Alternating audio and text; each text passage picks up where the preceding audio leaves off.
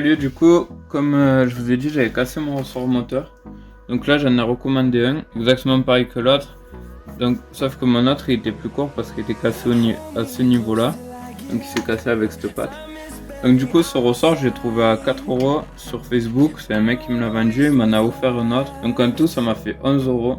Donc, ce qui est pas cher parce que j'avais vu des mecs qui en vendaient à 30€. Donc, c'était vraiment des malades.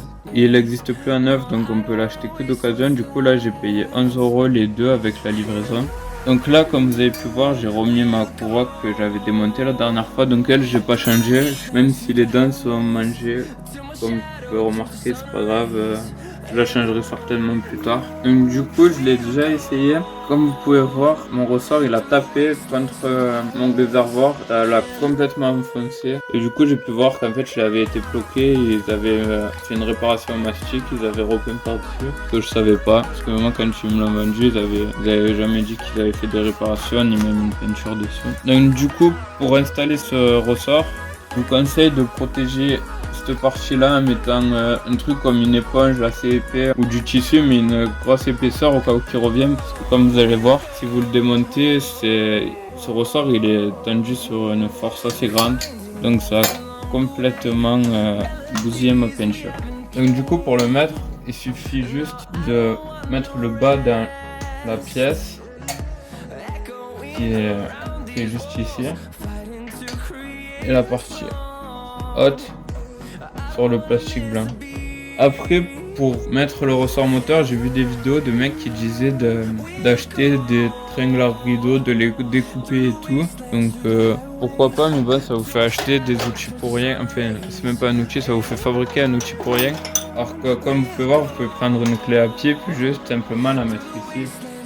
Puis faire un levier pour l'installer dans son logement qui se situe ici. Et ben, faire attention parce que comme je vous ai dit, moi, elle a ripé la dernière fois et ça m'a endommagé mon réservoir.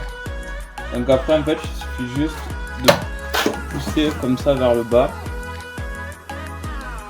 et de venir la placer dans son logement comme ça. Donc là, elle est mise en place. Donc comme vous voyez, ici, là, elle est bloquée par ça.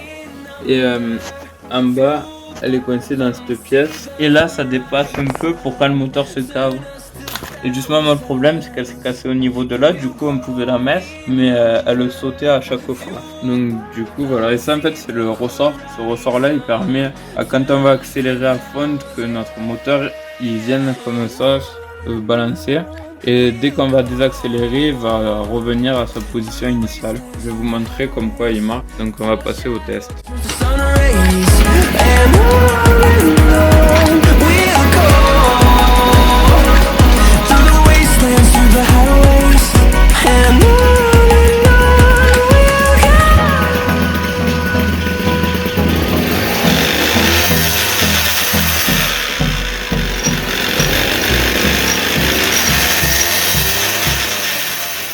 Donc comme vous voyez là, le ressort il fait son travail, c'est-à-dire que le moteur il va forcer contre le ressort.